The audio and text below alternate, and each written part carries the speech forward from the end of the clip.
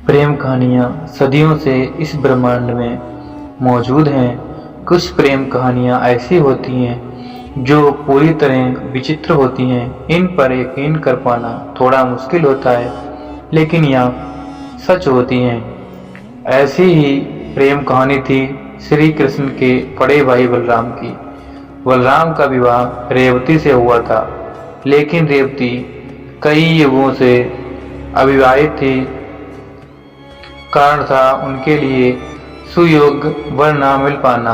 इस बात को लेकर रेवती के पिता राजा रेवत काफी परेशान थे।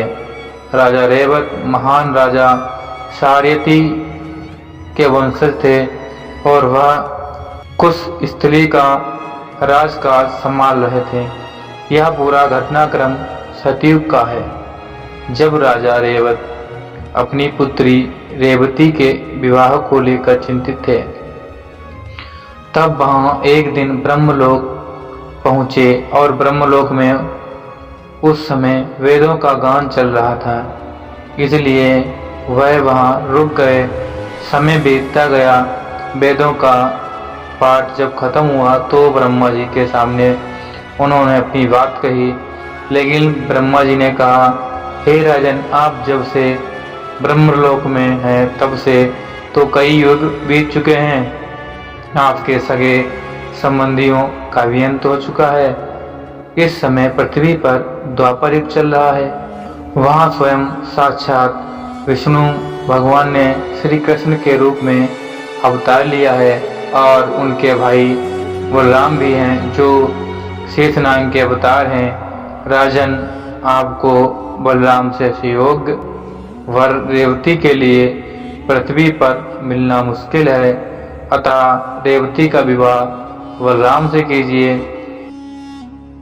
राजा रेवत ब्रह्मा जी की आज्ञा का पालन करते हुए बलराम जी से मिलने, लेकिन रेवत और उनकी पुत्री रेवती के शरीर का आकार सतयुग के मानव की तरह 21 हाथ का था। ऐसे में बलराम ने अपने हल को रेवती के सिर पर रख दिया। हुआ यूं कि रेवती के शरीर का आकार द्वापर युग के उस समय मौजूद मनुष्य की तरह यानी 7 हाथ का हो गया। उसके बाद में बलराम और रेवती ने प्रेम पूर्वक दैनिक दिनचर्या का पालन करते हुए काफी समय तक पृथ्वी पर मौजूद रहे थे।